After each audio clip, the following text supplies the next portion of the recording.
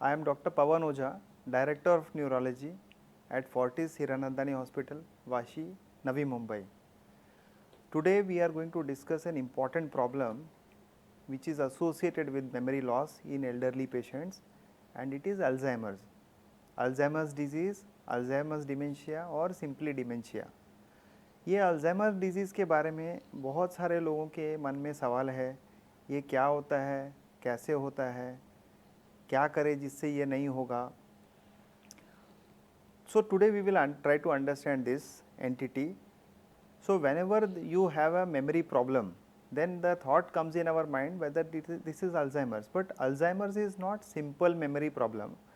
It is a progressive memory disorder. So आज आप थोड़ी चीज़ें भूल रहे हैं, कुछ समय के बाद में ज़्यादा चीज़ें भूलने लगते हैं, उससे कुछ समय के बाद में फिर ये चीज़ों को समझ नहीं सकते, या जो regularly day to day activities हम कर सकते हैं, जैसे खाना पका सकते हैं या फिर ऐसे कुछ बैंक के वर्क कर सकते हैं, वो भी डिफ़िकल्टीज़ आने लगती है. सो ये जो प्रोग्रेसिव मेमोरी लॉस है विद एग्जीक्यूटिव डिसफंक्शन, इसको हम अल्जाइमर्स डिजीज़ बोलते हैं, ना कि सिंपल मेमोरी लॉस है जो हम एब्सेंट माइंडेडनेस या फिर बिनाइन फॉरगेटफुलनेस ऑफ एल्डरलीज जो रहता है वो नहीं है. ये इससे ये ज़्यादा तेज़ बढ़ने वाली और ज़्यादा सीवियर बीमारी का नाम अल्जाइमर है.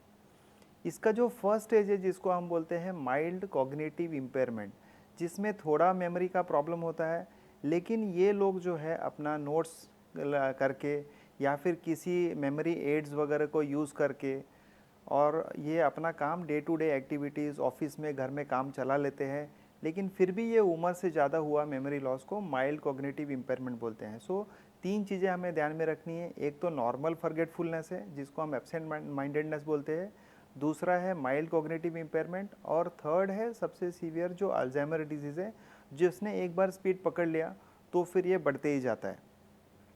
तो जिन लोगों को माइल्ड कॉग्निटिव इम्पेयरमेंट है उन लोगों को हमें अर्ली कैच करना है. उनके सिम्टम्स ये है कि जैसे वो कुछ इवेंट्स भूल जाते हैं, जैसे कि किसी के शादी में गए, उनको वो बिल्कुल ही याद ही नहीं कि वो शादी में गए, या फिर कुछ लोगों को मिले, उन्हें याद ही नहीं कि ये लोगों को मिले, इनका नाम क्या है, धीरे धीरे वो नाम भी भूलने लगते हैं, किस पर्पज़ के लिए किस जगह पर आए हैं. कोई जगह पे फैमिलियर जगह पे वो जाते हैं, जैसे अपने किसी भाई रिश्तेदार के घर पे गए, लेकिन वो भूल गए कि मैं कहाँ पर आया हूँ, क्या किया. So getting lost in familiar circumstances surroundings is a very important thing. So लोगों के नाम, चीज़ों के नाम, उनके पर्पज़ वो भूल जाते हैं. इसको अल्जाइमर्स डिजीज़ का वार्निंग सिग्नल या फिर डायग्नोस्टिक साइंस समझना है. अभी इसको हम कंफर्म कैसे करें. So there are memory test, mini mental state examination जो न्यूरोसाइकोलॉजिस्ट कर सकते हैं, और फिर प्रोग्रेसिव डिसऑर्डर में एमआरआई करके पता लगा सकते हैं कि ब्रेन में जो मेमोरी सर्किट है, जिसको हम पेपेस सर्किट बोलते हैं, हिपोकैम्पस बोलते हैं, उसमें कुछ श्रिंकेज हो रहा है, तो वो कन्फर्मेटरी टेस्ट है. फिर हमारे पास में स्पेशलाइज स्कैन्स है, जैसे पेट स्कैन है, तो वो पेट स्कैन में भी हम कंफर्म कर सकते हैं कि ये अल्जाइमर्स डिजीज़ है. आजकल स्पाइनल फ्लूइड एग्जामिनेशन में कन्फर्मेटरी टेस्ट अवेलेबल है जो अर्ली अल्जाइमर्स डिजीज़ को डायग्नोस कर सकते हैं. और कुछ दवाइयाँ ऐसी रिसेंटली अप्रूव हुई है जो कि अभी प्राइमरीली अवेलेबल है in the United States at a very high cost, and that is shown to have some benefit in preventing this disorder. So ये जो दवाइयाँ है अभी इसके ऊपर में काफ़ी रिसर्च चल रहा है. तो शॉर्टकट में अगर हम ये जानना चाहें कि ये अल्जाइमर्स डिजीज़ होता क्यों है और किन लोगों को ज़्यादा होने की चांस है, तो बेसिकली जब हमारा ब्रेन जो है वो धीरे धीरे डिजनरेट होता है तो दो इसमें प्रॉब्लम्स आ सकते हैं. One problem is called as a plaques and another is called as a tangles. जो हमारे न्यूरॉन्स जो सेल्स है उनके अंदर में जो ट्रांसपोर्ट प्रोटीन्स है, टाउ प्रोटीन, अगर वो मिसफोल्ड हो जाते हैं तो फिर वो एक दूसरे में उलझ जाते हैं और वो ट्रांसपोर्ट कैरी फॉरवर्ड ठीक से नहीं कर पाते उनके न्यूट्रिएंट्स, केमिकल्स का. और जो प्लाक्स है वो उसमें क्या होता है कि अमीलॉइड के जो प्रोटीन्स रहते हैं वो भी मिसफोल्ड हो जाते हैं. उसके वजह से ये दोनों बैडली फोल्डेड प्रोटीन्स जो है वो ब्रेन को हार्म करते हैं, उनके सेल्स को डैमेज करते हैं, प्रोग्रेसिवली ये बढ़ते जाता है. तो ये रीजंस है. अभी 1% लोगों में ये हेरिडिटरी हो सकता है, लेकिन 99% लोगों में ये स्पॉन्टेनियसली होता है.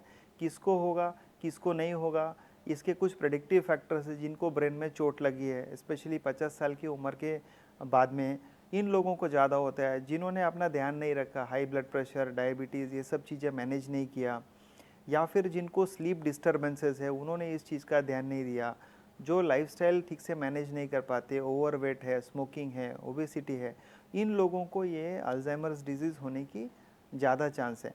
अब मान लो कि ये हो ही गया अल्जाइमर्स डिजीज़, तो उसमें रिलेटिव्स को जो है खास ध्यान रखना पड़ता है इन पेशेंट्स का कि उनको हेल्प करिए, उनमें फ्रस्ट्रेशन लेवल थोड़ा कम करवाइए, क्योंकि जब उनको ये चीज़ें करने को नहीं पॉसिबल होंगी तो वो उनसे उलझेंगे, आपसे उलझेंगे और फ्रस्ट्रेशन बढ़ेगा।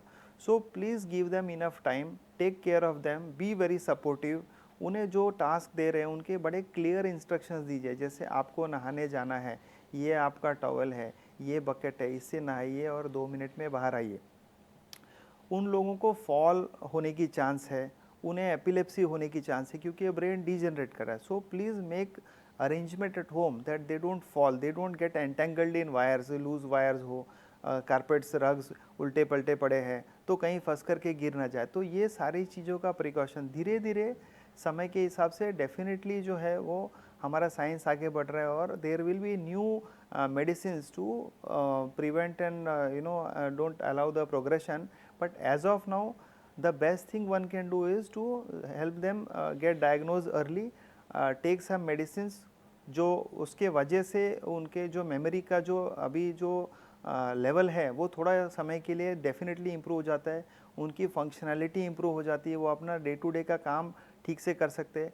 लेकिन अगर वो ना कर पाए तो उन्हें बार बार वार्न मत करिए, उन्हें सपोर्ट करिए, उन्हें इनफ टाइम दीजिए, उन्हें इनफ इंस्ट्रक्शंस दीजिए, और उससे उनका जो है जीवन बेहतर बन सकता है।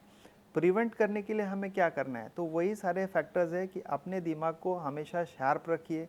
जैसे कि हम मेंटल एक्सरसाइज कर सकते हैं, जैसे कुछ लोग जो है क्रॉसवर्ड सॉल्व करते हैं, कुछ सुडोकू सॉल्व करते हैं। अपना जो नॉर्मल म्यूज़िक सुनिए, आप अपने ब्रेन के जो जितने सेंसेस हैं उनको एक्टिवेट करके रखिए, और समय पे सोना है, समय पे खाना है, योगा मेडिटेशन करना है। ये सब चीज़ों से आपके न्यूरॉन्स ज़्यादा समय तक हेल्दी रहेंगे, और अगर कोई ऐसा अल्जाइमर्स डिजीज़ की सिम्टम्स की शुरुआत भी होती है तो that progression might be very very slow.